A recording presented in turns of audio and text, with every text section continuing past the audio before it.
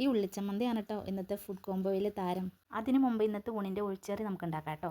ഒഴിച്ചേറി ഉണ്ടാക്കാനായിട്ട് കുറച്ച് സാമ്പാർ പരിപ്പും ചെറുതായിട്ട് അരിഞ്ഞ് ഉപ്പിലിട്ട മാങ്ങയും കുറച്ച് കാന്താരിമുളകും ഉപ്പും മഞ്ഞൾപ്പൊടിയും മുളക് പൊടിയും കൂടെയും ചേർത്ത് കുക്കറിലിട്ട് ഒറ്റ വിസിലടിപ്പിച്ചെടുത്തിട്ടുണ്ട്.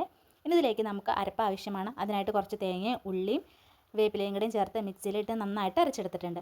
ഇതിനി നമുക്ക് ഈ പരിപ്പിലിട്ട് ഒഴിച്ച് ചെറുതായിട്ട് തിള വരുമ്പോൾ കടുക് പൊട്ടിക്കാം. അതിനായിട്ട് വെളിച്ചെണ്ണ ഒഴിച്ച് കടുക് പൊട്ടിച്ചതിന് ശേഷം ചെറിയുള്ളിയും വേപ്പിലയും ഉണക്കമുളകും കൂടിയും ചേർത്ത് നന്നായിട്ട് മൂത്ത് വരുമ്പോൾ കുറച്ച് മുളക് പൊടിയും കൂടി ഇട്ടിട്ട് നമുക്ക് താളിച്ചെടുക്കാം. ഇനി ഞാൻ കുറച്ച് കൊഴുവമീൻ ഉപ്പും മഞ്ഞൾപ്പൊടിയും മുളക് പൊടിയും കുരുമുളകൊക്കെ ചേർത്ത് വറുത്തെടുത്തിട്ടുണ്ട് കേട്ടോ. നിങ്ങളുടെ കയ്യിൽ ഏത് മീനുള്ളതെന്ന് വെച്ചാൽ അതെടുക്കുക. പിന്നെയാണ് നമ്മുടെ താരം എന്നത്, നമ്മുടെ ഉള്ളിച്ചമ്മന്തി. ചെറുതായിട്ട് അരിഞ്ഞെടുത്ത ഉള്ളി, അതിലേക്ക് കുറച്ച് ഉപ്പും മുളക് പൊടിയും പുളിയും കൂടെയും ചേർത്ത് കൈകൊണ്ട് നന്നായിട്ട് ഞെരടിയെടുക്കുക. ഇതിലേക്ക് കുറച്ച് വെളിച്ചെണ്ണ കൂടെയും ചേർത്ത് നന്നായിട്ട് മിക്സ് ചെയ്തെടുത്താൽ നമ്മുടെ ഉള്ളിച്ചമ്മന്തി റെഡി.